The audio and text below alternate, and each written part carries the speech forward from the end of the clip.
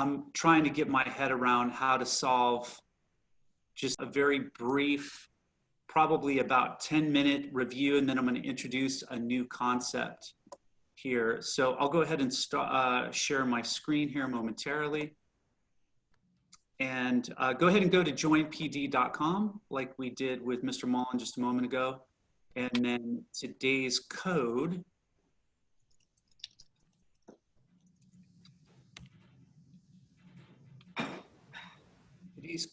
is STFTN. STFTN. So I'm going to start sharing my screen here. Okay. Teachers, can you see my screen? Yep. Okay, perfect. Okay, so today's code is STFTN. And then take about 30 seconds to log in, and then we're going to start. So we're going to review sort of the importance of strong verbs in writing today, and then we're going to talk about using strong verbs in nonfiction writing, not just narrative writing.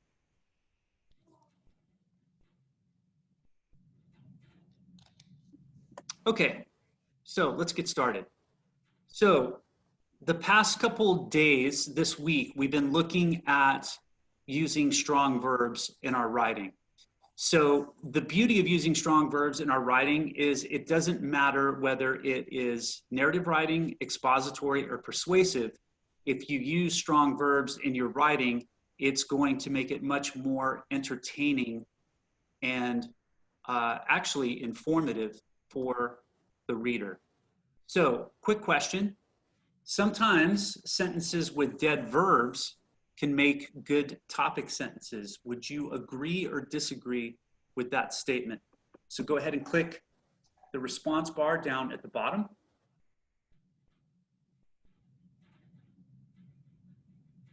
Sometimes sentences with dead verbs can make good topic sentences.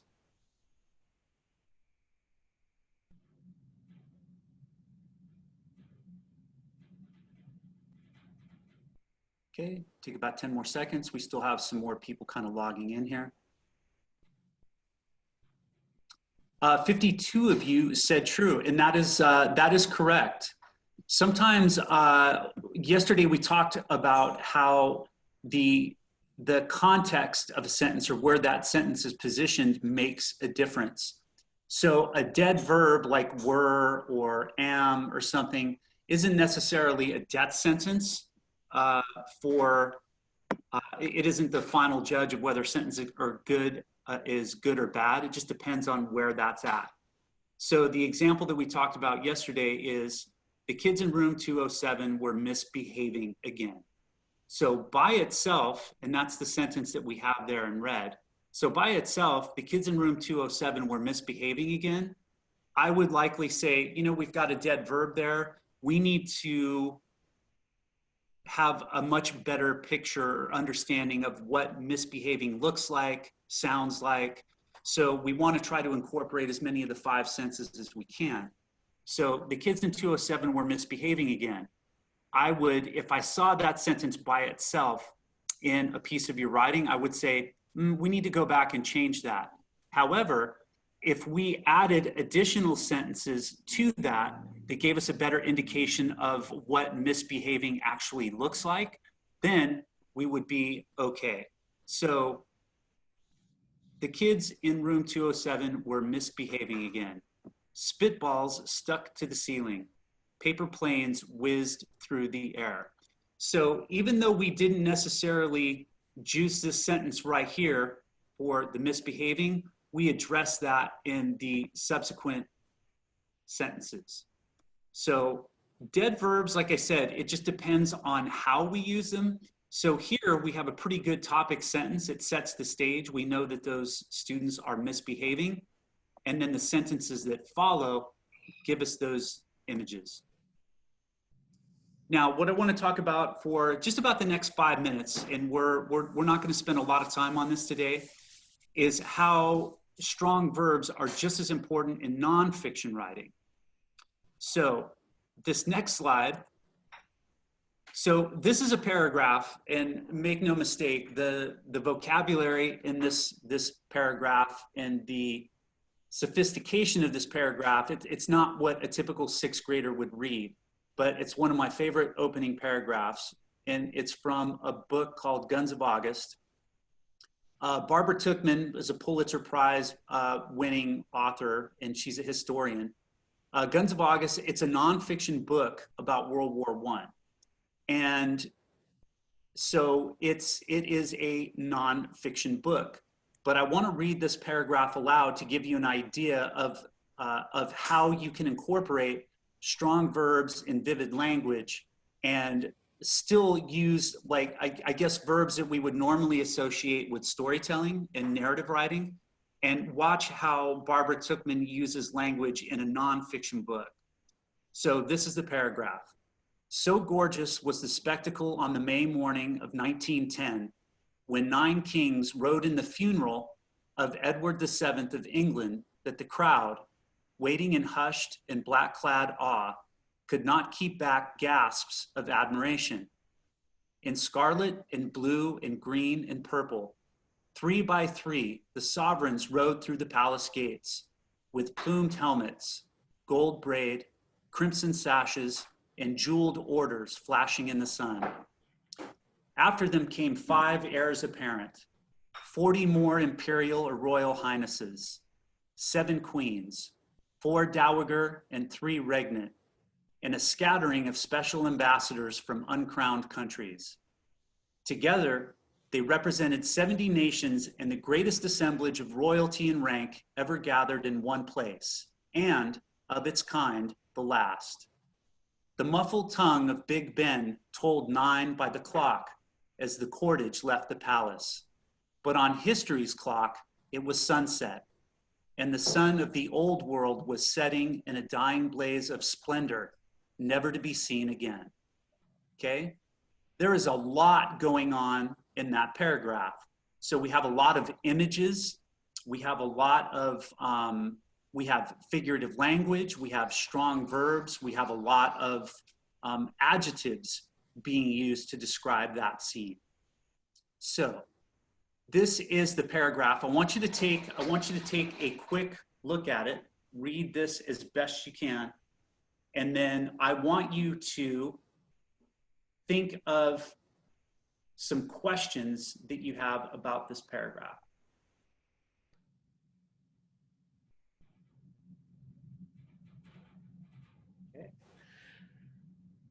Okay. So I want you to write, and it could be any question. I want you to write 3 questions you have about this paragraph.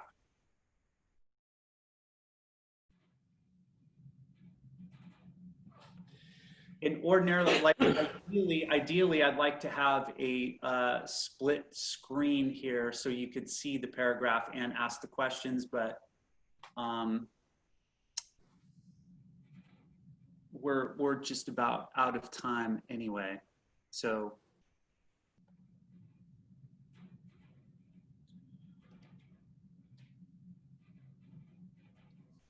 three questions you have about this paragraph.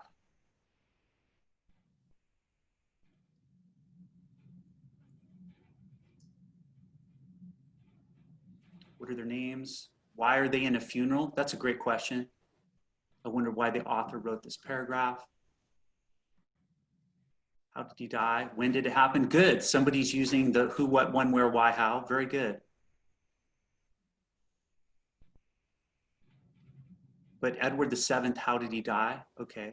What were the 70 nations? Good. Who was Edward? How did he die? Okay. These are great. These are great questions. These are fantastic questions. So what I want to touch on real quickly is, now that you're asking questions, great.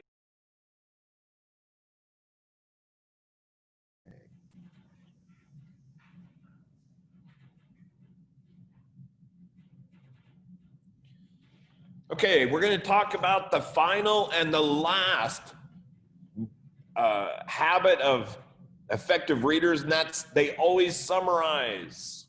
Okay, And we've talked about summarizing before, and we used one specific habit or one specific strategy yesterday, and it's called STP, stop, think, paraphrase. We stop what we're reading.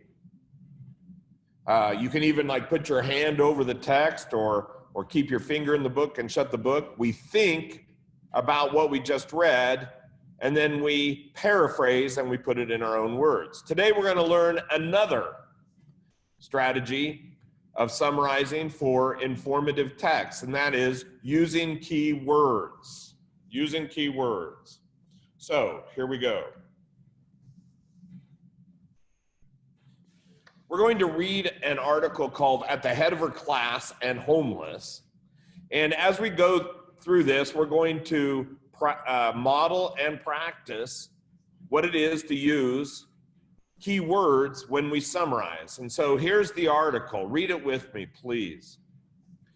On Wednesday, Rashima Melson will graduate at the top of her class as the valedictorian of Anacostia High School in Washington, D.C.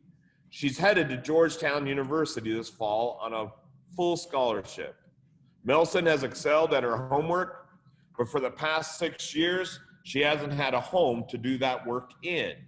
She currently lives in the D.C. General Homeless Shelter, along with her mother and her 2 brothers. The shelter houses up to 300 adults and 500 children that has come under scrutiny for its poor conditions. Now, as we read this, and we're not doing our first reading, but this is our second reading. This is the rereading.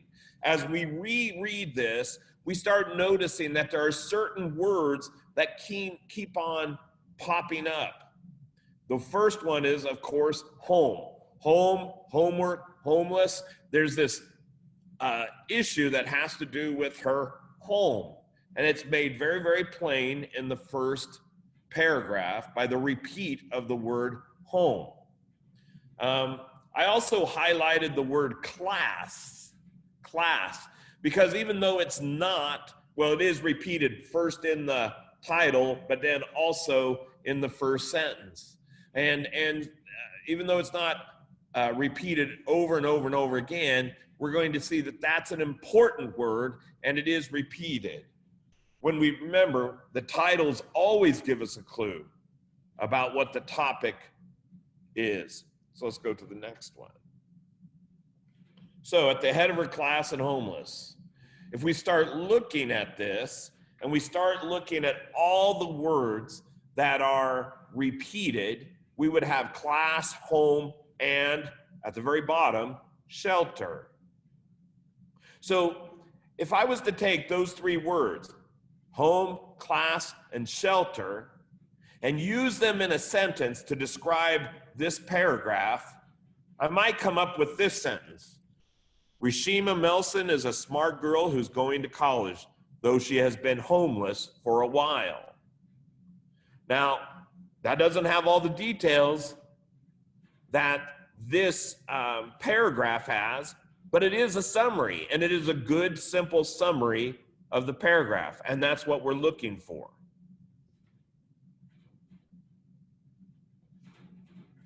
So let's go to the next section of this same article. She currently lives in the D.C. General Homeless Shelter along with her mother and her 2 brothers. The shelter houses up to 300 adults and 500 children and has come under scrutiny for its poor condition. Melson, 18, tells NPR's Audi Cornish that after school, a typical night involves reluctantly heading back to her shelter around 9:30 p.m. I try to stay out as late as possible, she says. I wouldn't say it's my favorite place. Among the many frustrations of shelter life are long security checks and noise. Because of the second, she would often wake up in the middle of the night just to do her homework in peace. Milson says she didn't keep her homelessness a secret from her classmates, but didn't offer up the information either. So what words are repeated? Again, homeless, the idea of home or being without a home, and shelter. Shelter is, in fact, is mentioned 4 times. That's one thing that we might take advantage if we have a home, that we are sheltered from the elements. She has to live in a shelter with and share it with 300 adults and 500 children. That's quite different than most of us. So the words that we might add would be homeless and shelter. I also like the word noise. It's only listed 1 time, but it is very much a part of why the homeless shelter is a challenge. In fact, she says as much when she uses the word frustrating. So, how would we, if we were to use those 4 words, shelter, homeless, noise, frustrating, if I was to use those 2 words that were repeated, and those 2 words that seem important, and to put them in a sentence, how could I capture the main idea? Well, maybe this would work. Today, she lives in a homeless shelter that has poor conditions and is loud, crowded, and frustrating. Do you see how this works? By using those 4 key words, I'm able to build a good summary sentence. So now you're going to try. This is what the text says. Even Milson isn't sure how she managed to successfully juggle school, a 4.0 GPA, athletics, cross country, track, volleyball, and homelessness. I just know when I have a goal, I try not to let anything get in the way, she says. That goal, even before becoming homeless, has been to graduate from medical school and become a forensic pathologist. She says her father's murder when she was a baby inspired her to pursue the career. So, what are some of the words that we might want to list or to highlight as they are repeated? Look and find words that you think are important or that are repeated.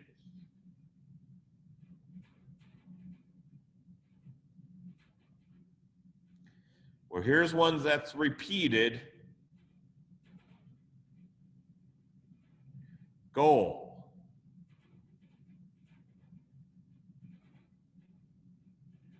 In fact, that word is at the very heart of what this section is about.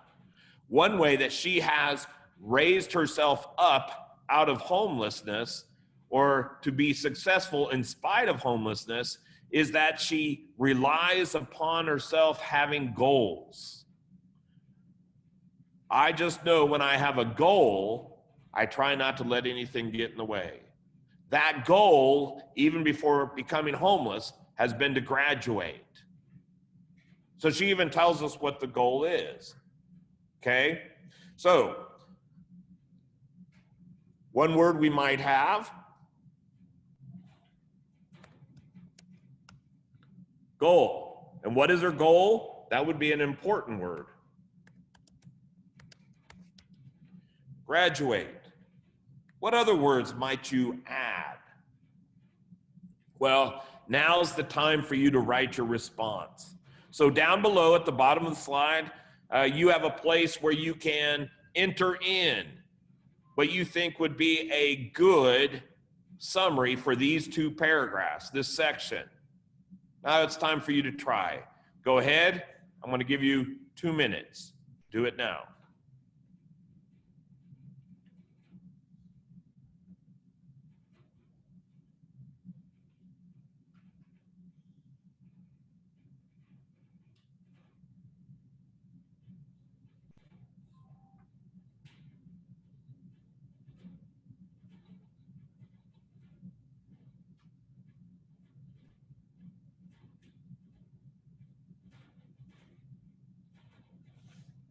We should have done this at the beginning. I thought I could do a hybrid, and I was wrong.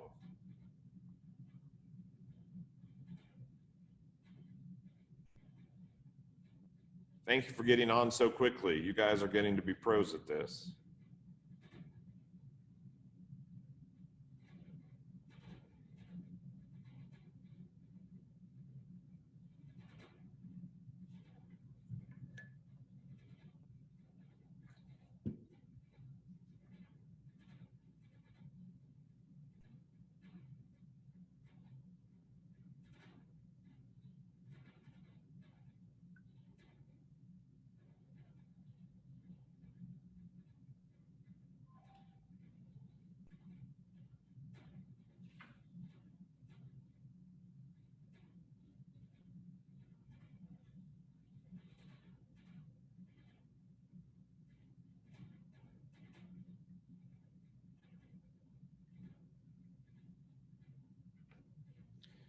Okay, now we're down at the right slide.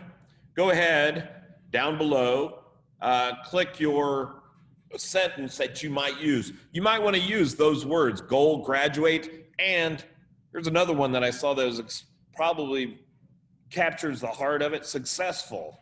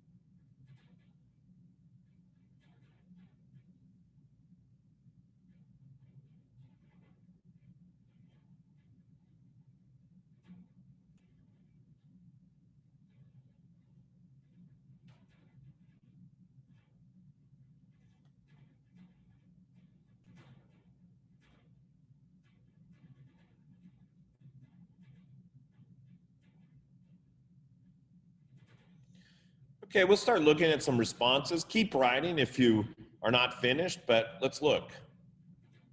Oh, I'm seeing some good. Pursue, that's a good word to use.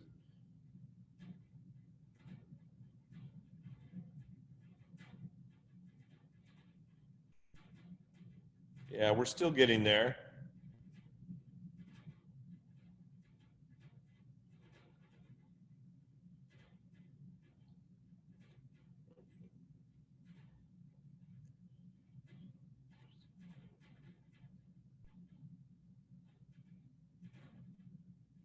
I like this one, this sentence particularly. Melson's goal was to graduate and live a successful life and pursue being a forensic pathologist. Very, very succinct, very much captures the gist of what we were looking at, of what we had just read.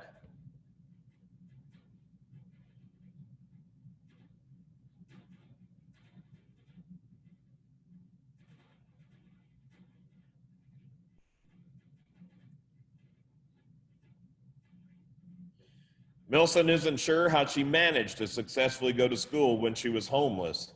Her goal was to graduate from college and become a pathologist. Absolutely.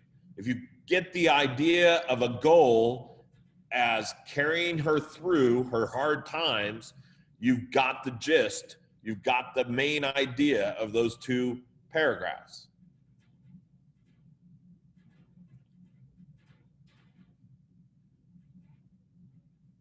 Keep working, you're doing a good job.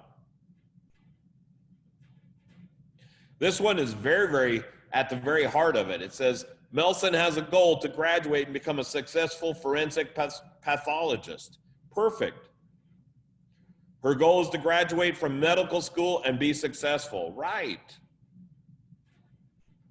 Her goal was to graduate, and before she became homeless, even before she became homeless, excuse me, I'm having a hard time talking. Even before she became homeless, her goal was to graduate and become a successful pathologist. You guys are hitting it. Good job.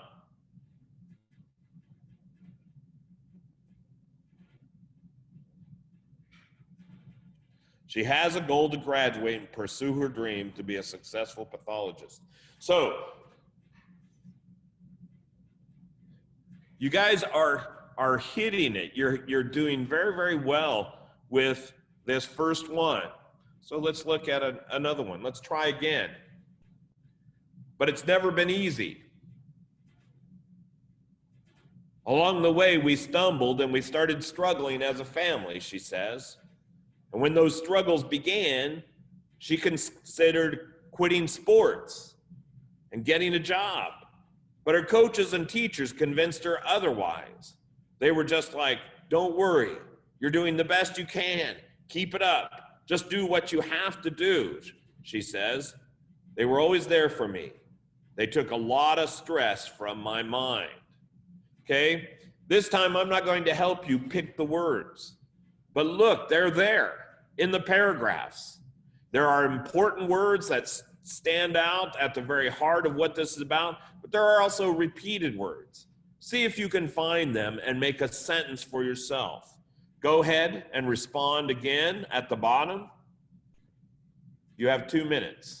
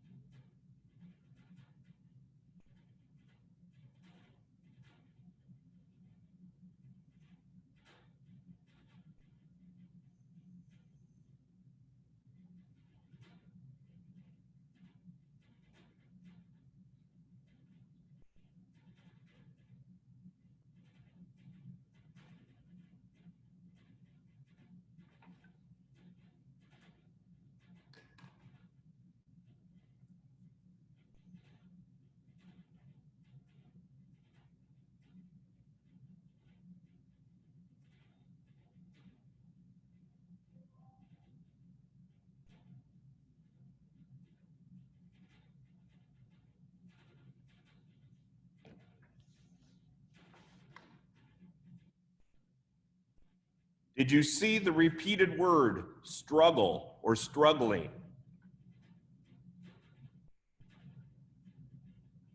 There is also this word, which gets very close to the heart of it, quitting.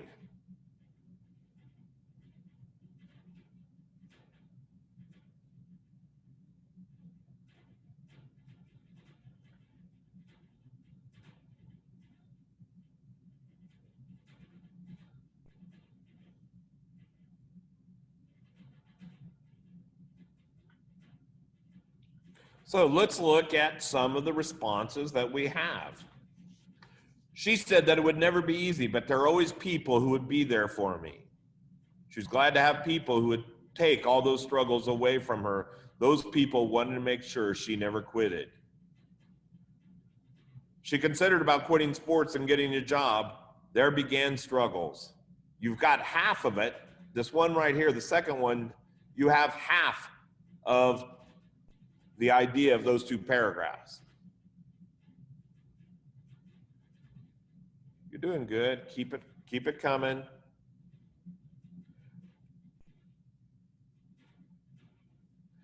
Be careful. Sometimes this right here, although it may be very true, the paragraph wasn't about her family supporting her. It was about others supporting her.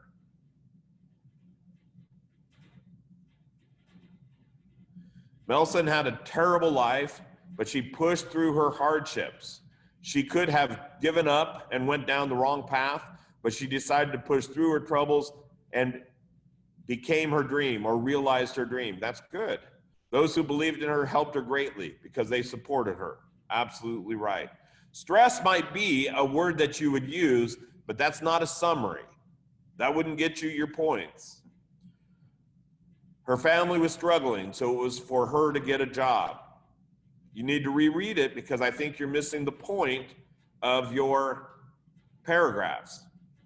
Her teachers were helping her with her struggles. They took a lot of stress off her mind. They stopped her from quitting. I like that response. Good job. Even though she and her family had a hard time and they were struggling, She wanted to, I think she once say she wanted to get help with her job, but her teachers helped encouraging her. Good. Now see, here we begin. We need to make sure that we're reading carefully the paragraph. Her family was struggling, so she considered quitting and getting a job. Her coaches and teachers like to say positive things, and it helps with the stress off of her mind. Okay? Make sure you read it out loud to yourself so that you can hear what it says, because there's a little awkwardness, but you're going in the right direction. She was struggling with her family. She wanted to quit sports, get a job, but her teachers and coaches convinced her. That's another word that was in the paragraph that might have been important. Convinced her by giving her confidence. Absolutely, good job. I wish they had the names of the people next to it who was supporting this, because I'd like to tell you, you did an awesome job right here. Melissa never had it easy. Her friends had been helping her. Turn off your muted, thank you. Melissa never had it easy, but her friends had helped her, okay? So we can kind of see where we're going, and you guys are, again, you're getting better at this as we go by, so keep it up. Let's go to the next one. One more time, let's try it again. But she says she still worries about what will happen to her family after she heads off to college in the fall. Even if the campus is just a few miles away, she's hopeful her younger brother, who's 14 years old and a talented athlete, will continue to find a haven in sports. In the meantime, she has advice for other homeless kids. Don't let your situation define you, okay? This time, there are few repeated words, but there are some important words. What 3 words will you choose? Pick them out.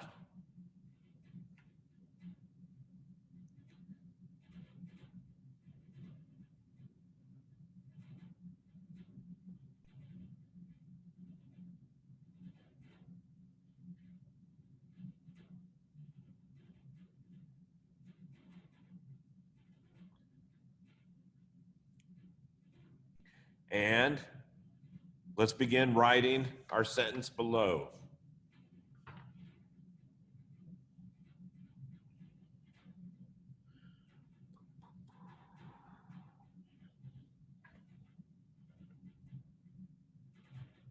This is the last one we're doing today, guys. So do your best.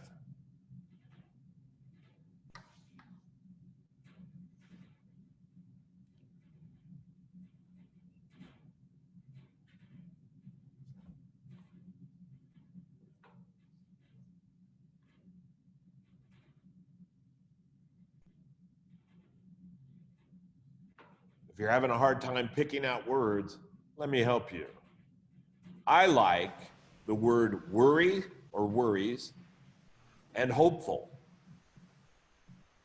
I also like the word family.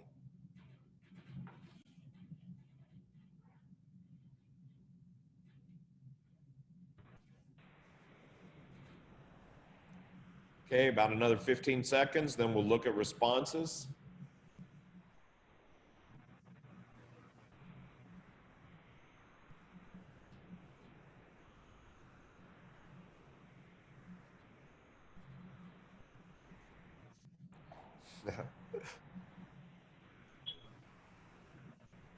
Life isn't a simple thing. It's filled with emotions and trouble, but despite her troubles, she had the moral support from her peers, and she was able to push through and realize her strengths. Despite her being homeless and being stressed with school and sports, she was able to pursue her dream of being a forensic pathologist. Good. You kind of misses. That's amazing, actually. That's a great. It's really well written. You miss a little bit of what you're talking about at the end. Okay, but if you were to say what is a summary of the whole thing, I would give you a 10 out of 10 on that one. She is so hopeful that her family is grateful and really helpful. She is going to college, and so she also worries about And they're continuing to, her 14-year-old brother. Good.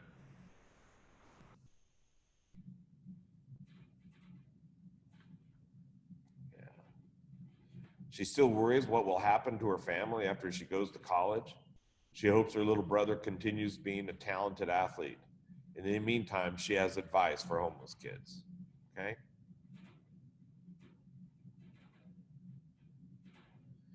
She still worries about family, even if the college campus is close. She wishes that her brother does well and her family. Good. You guys are getting the idea of this.